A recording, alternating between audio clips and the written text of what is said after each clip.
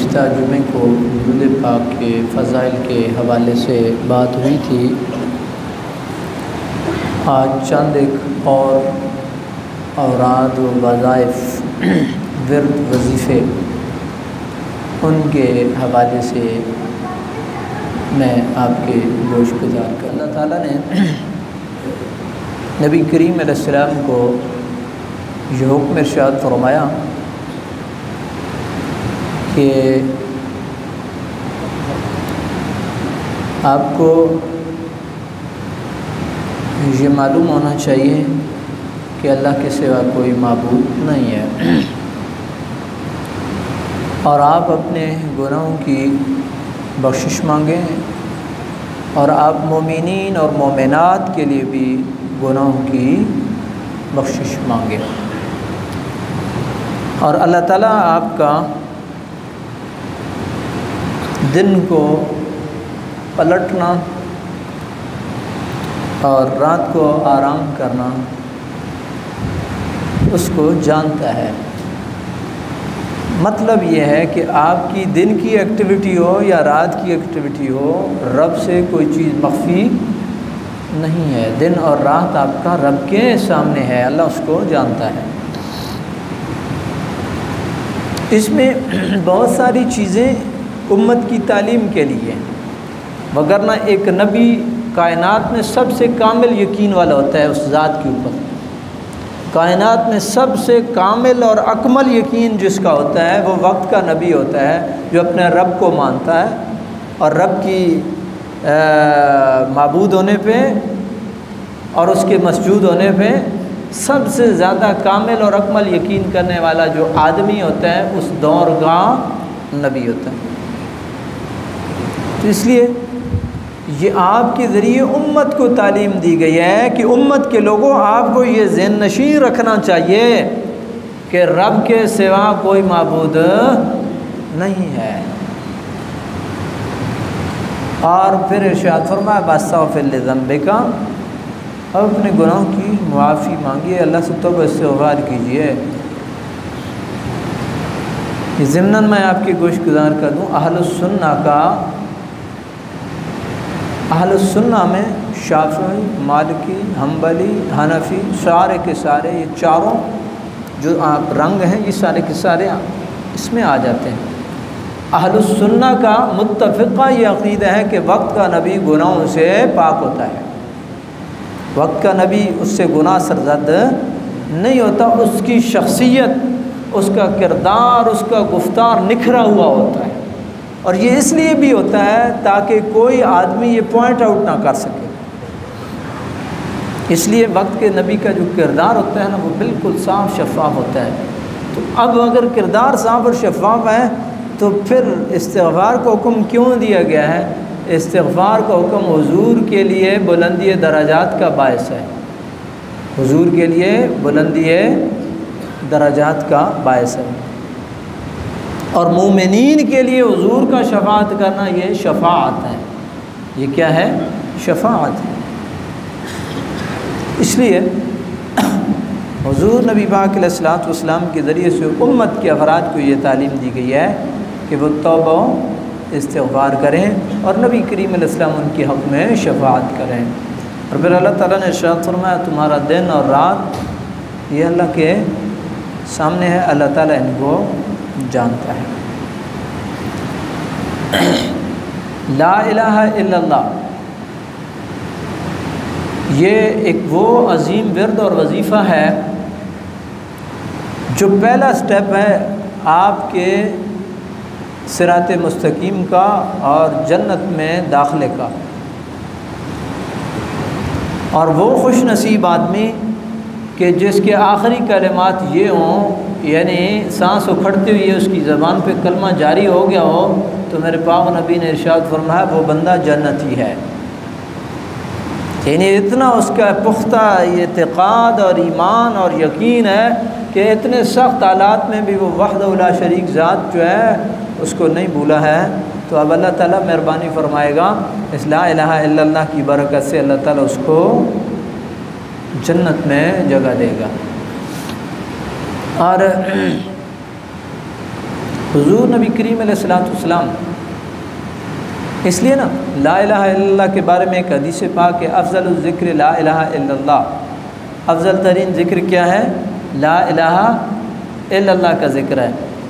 یہ شاید ایک وجدان میرا کہتا ہے کہ جو اندر کی کیفیت ہے وہ کہتی ہے کہ شاید یہ اس لیے بھی افضل ذکر ہے کہ اس میں آپ کی کوئی ڈیمانڈ نہیں ہوتی ہے، خالصتاً آپ اللہ کی توحید کو اور حضور کی رسالت کو بیان کر رہے ہوتے ہیں۔ لیکن باقی دعائیں بھی ساری عظیم ہیں، قرآن میں بھی آئیں، حدیث میں بھی آئیں، لیکن کہیں نہ کہیں آپ کوئی اللہ کی ذات سے کچھ مانگ رہے ہوتے ہیں۔ تو لا الہ الا اللہ محمد رسول اللہ میں تو آپ کچھ بھی نہیں مانگ رہے ہوتے ہیں، آپ صرف اور صرف شہادت دے رہے ہوتے ہیں کہ اللہ کے سوا کوئی معبود نہیں، محمد رسول اللہ اللہ کے رسول ہیں۔ تو اس لیے بھی اس کو افضل ترین ذکر جو ہے وہ شمار کیا گیا ہے۔ بے شمار فضائل آتے ہیں، لا الہ الا اللہ محمد رسول اللہ کے بے شمار فضائل آتے ہیں۔ تو ایک تو یہ کلمہ طیبہ کا ورد ہے اور وظیفہ ہے۔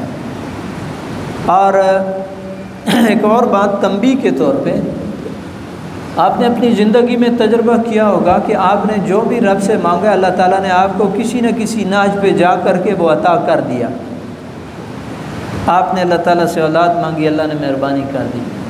آپ نے اللہ سے صحت مانگی، اللہ نے مہربانی کر دی۔ آپ نے اللہ تعالیٰ سے چھت مانگا، گھر مانگے، اللہ تعالیٰ نے مہربانی کر دی۔ آپ نے بال بچوں کے لیے تعلیم کے حوالے سے اللہ سے التجا کی، روزگار کے حوالے سے، رب آپ کی پوری کرتا گیا۔ اللہ تعالیٰ آپ کی وہ خواہشیں وہ پوری کرتا گیا۔ تو ان خواہشوں کے ساتھ ساتھ ایک اور خواہش بھی ایڈ کر لو، اور وہ خواہش یہ ہے کہ الہ العالمین جب اس دنیا سے واپس تیرے پاس مڑیں تو زبان کے اوپر لا الہ الا اللہ محمد الرسول اللہ جاری کر دیں۔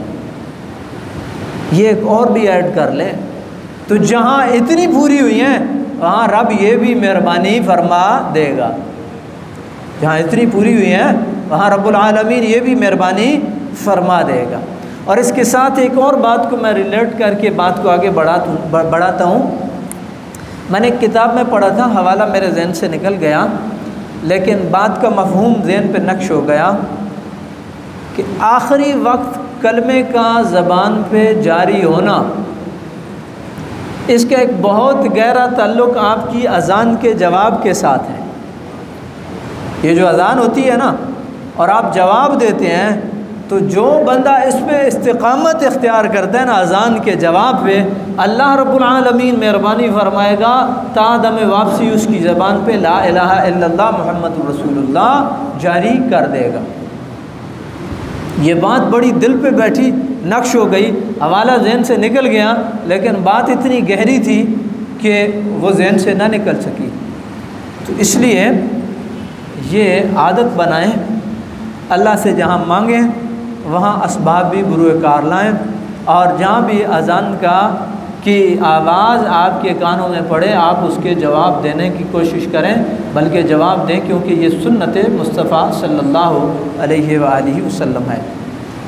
اور ضمناً ایک فقہی مسئلہ، آپ اس اذان کا جواب دینے کے مکلف ہیں جو پہلی اذان آپ کے سماعتوں سے ٹکرائے۔ اگر آپ نے پہلی اذان کا جواب دے دیا ہے، اس کے بعد آپ کے محلے میں 5 مسجدیں ہیں، ہر ایک سے بعد میں 2 منٹ بعد 4 منٹ بعد انتظامی امور کی وجہ سے آگے پیچھے اذانیں ہوتی ہیں، کوئی ایسا وہ نہیں ہے، تو بعد میں جو اذانیں اگر آپ نے سنی ہیں، آپ نے جواب نہ بھی دیا تو آپ گناہگار نہیں ہیں یا آپ سنت کے تارک نہیں ہیں۔ وہ پہلی اذان جو آپ کی سماعتوں سے ٹکرائی ہے اس کا جواب آپ کے لیے مسنون ٹھہرا ہے، اور آپ نے اس پہ اگر سنت کا احیاء کر دیا اور عمل کر لیا ہے تو اس کے بعد آپ بری الذمہ ہیں، بھلے آپ 2 سے 4 اذانیں اور ہی کیوں نہ سنیں۔ تو نبی کریم رؤوف الرحیم صلی اللہ علیہ وآلہ وسلم نے اس کلمے کے حوالے سے بڑے فضائل بیان کیے، اور حضور نے توبہ استغفار کے حوالے سے بھی بڑے فضائل بیان کیے ہیں۔ نبی کریم علیہ السلام نے، حضور نے ارشاد فرمایا میں ہر روز دن میں 70 مرتبہ استغفار کرتا ہوں اپنے رب سے، تو وہ معصوم عن الخطا ہو کر کے 70 مرتبہ گناہوں توبہ استغفار کریں، معصوم عن الخطا گناہوں سے پاک ہو کر پھر بھی 70 مرتبہ توبہ استغفار کریں، تو ایک عام آدمی کو تو اس سے زیادہ توبہ استغفار کرنی چاہیے، اور اگر زیادہ نہیں ہے تو کم از کم اتنا تو اس کو چاہیے کہ دن میں کم از کم، اور کوئی اتنا بڑا ٹائم نہ لگتا، کوئی اتنا بڑا ٹائم نہیں لگتا ہے. ہم کتنا ٹائم جو ہے نا، بڑی ایک مصیبت، یہ ایک ڈیوائس ہے، گھنٹوں ہم ضائع کر دیتے ہیں. اور ایسا برا چسکا ہے کہ آپ گھسے ہیں تو گھستے ہی چلے جائیں گے، آپ اس میں گھسے ہیں تو گھستے ہی چلے جائیں گے. تو اس سے باہر نکلیں اور کچھ نہ کچھ اپنی زندگی میں انقلاب برپا کرنے کی کوشش کریں. کچھ نہ کچھ اوراد متعین کریں، کچھ وظائف متعین کریں. وہ اوراد و وظائف وہ بھلے تھوڑے صحیح، لیکن آپ ان کو کنٹینیوسلی کر کے دیکھیں، اللہ رب العالمین ان کے انوار و تجلیات آپ کو نصیب کرے گا. یہ اس کی سادہ سی مثال آپ یوں سمجھ لینا کہ حضور کی حدیث بھی ہے، خیر الامور ما دیم علیہ وان قل، بہترین عمل وہ ہے جو تھوڑا ہی کیا جائے لیکن ہمیشہ کیا جائے. آپ نے نفل شروع کیے، ڈیلی کے 2 نفل آپ پڑھ دیں، 2 ہی رکھیں لیکن پڑھیں روزانہ. آپ ایک تسبیح نکالیں، سبحان اللہ الحمدللہ اللہ اکبر کی ایک تسبیح نکالیں، پڑھیں روزانہ. آپ کوئی ایک ورد پکڑ لیں، اس کو کریں، آپ اس کو مسلسل کریں، اللہ رب العالمین اس کے انوار و تجلیات آپ کو نصیب کرے گا. لیکن ایک دن آپ پریشان تھے اور آپ نے مصلی بچھایا اور 100 سے بھی اوپر نکل گئے، اور دوسرے دن آپ فرض بھی بھول گئے، تو پھر آپ دیکھیں سب سے بڑا نام اور ان کا فتویٰ پھر میں آپ کے گوش گزار کرتا ہی چلوں. حضرت شیخ عبد القادر گیلانی رحمہ اللہ، بہت بڑا نام ہے طریقت میں بھی اور شریعت میں بھی. اور یہ بڑے بڑے مجاہدین جو آپ کو نظر آتے ہیں نا، بڑے بڑے مجاہدین اسلام کے اندر، یہ حضرت شیخ عبد القادر گیلانی کے یہ مریدین اور متبعین میں آپ ہسٹری اٹھا کر کے دیکھیں آپ کے شاگردوں کی، آپ کو فہرست ملے گی کہ دنیا کے اندر انہوں نے اسلام کے لیے کتنے بڑے بڑے جہاد کیے ہیں. وہ حضرت شیخ صاحب کے مریدین ہیں، متبعین ہیں. آپ کہتے ہیں کہ وہ آدمی جو فرائض کا تارک ہو اس کے نوافل قبول ہو نہیں ہے، جو فرائض کا تارک ہے اس کے نوافل قبول نہیں ہے. یہ فتویٰ ذہن میں رکھ کر کے پھر آپ اپنے اعمال جو ہیں ان کی ترتیب صحیح کریں. فرض ہے، واجب ہے، سنت موقدہ ہے، سنت غیر موقدہ ہے، اور نفل یا مستحب ہے. اور نفل اور مستحب آپ اس کے اوپر زور دیں اور فرائض کا اہتمام نہ کریں تو پھر بات نہیں بنے گی، پھر آپ نے ترتیب الٹ کر دی ہے. اس لیے میں ورد اور وظائف سے بات چلی ہے تو اس کو بھی ذرا ذہن نشین رکھیں. نبی پاک علیہ الصلوۃ والسلام نے توبہ استغفار کے حوالے سے حدیث پاک میں نے آپ کی گوش گزار کی کہ حضور نے فرمایا میں 70 مرتبہ دن میں توبہ استغفار کرتا ہوں. اس کے علاوہ نبی کریم علیہ الصلوۃ والسلام کے کچھ اور کلمات ہیں. حضور نبی پاک علیہ الصلوۃ والسلام نے جو نمازوں کے بعد جو دعائیں مانگی ہیں، ان دعاؤں میں ایک دعا یہ بھی ہے، اے اللہ میں بخل سے تیری پناہ مانگتا ہوں. اللہم انی اعوذ بک من البخل. بخل یہ ایک کیفیت کا نام ہے اور یہ روحانی ایک بیماری کا نام ہے. بعض دفعہ آدمی خواہ مخواہ بخل کا شکار ہوتا ہے، نہ کچھ لینا ہے نہ کچھ دینا ہے، نہ آدمی کا دوسرے کا آپ سے کوئی تعلق، نہ آپ کا اس سے کوئی اس طرح تعلق، لیکن دل کے اندر وہ جو گھٹن اور وہ جو انقباض ہے نا اس کو بخل کہتے ہیں. اس لیے اور نارمل بخل کا معنی کنجوسی بھی کر لیا جاتا ہے. تو اس سے نبی کریم علیہ الصلوۃ والسلام نے پناہ مانگی. اور یہی وجہ ہے کہ نبی کریم علیہ الصلوۃ والسلام جو ہے آپ سخاوت میں دریا کی طرح تھے. جب بھی کوئی بھی کسی بھی علاقے سے ہدیے آتے یا مال غنیمت آتی، نبی کریم علیہ السلام اس کو تقسیم کرتے یہاں تک کہ حضور کے آخری اوقات میں، آخری لمحات میں، کوئی نبی کریم علیہ السلام کے ایک خچر تھا اور ایک کو آدھی اور چیز جو رہ گئی تھی، باقی نبی کریم علیہ السلام نے اس سے پہلے ہی تقسیم فرمائی. تو نبی کریم علیہ السلام نے بخل سے پناہ مانگی ہے، اللہ میں بخل سے تیری پناہ چاہتا ہوں. نبی کریم علیہ الصلوۃ والسلام نے ارذل العمر، ایسی عمر جو محتاجی کا باعث بنے، ایسا بڑھاپا جو انتہائی تکلیف دہ ہو، آدمی محتاج ہو جائے، اعضاء اور قوا کام کرنے چھوڑ جائیں، اعصاب کام کرنا چھوڑ دیں، یہ ارذل العمر ہوتی ہے۔ اس سے نبی کریم علیہ الصلوۃ والسلام نے پناہ مانگی۔ اور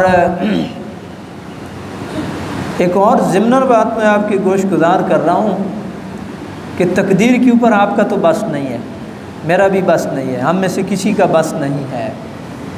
اگر تقدیر نے یہ فیصلہ کر دیا ہے کہ آپ کو ارذل العمر کے اندر بھیجنا ہے تو پھر صبر اور استقامت کی اپنے رب سے دعا کریں، اور عافیت کے معاملے کی اپنے رب سے دعا کریں، الہی عافیت کا معاملہ فرما، اور تو نے اگر مجھے بیماری سے دوچار کر دیا ہے تو پھر میرے ساتھ اپنے رحم اور کرم کا معاملہ فرما۔ یہ ارذل العمر اس لیے بھی اس سے پناہ مانگی گئی ہے کہ کئی دفعہ یہ جو محتاجی ہوتی ہے یہ اولاد پہ بھی بڑی ہی مشکل اور بھاری بن جاتی ہے۔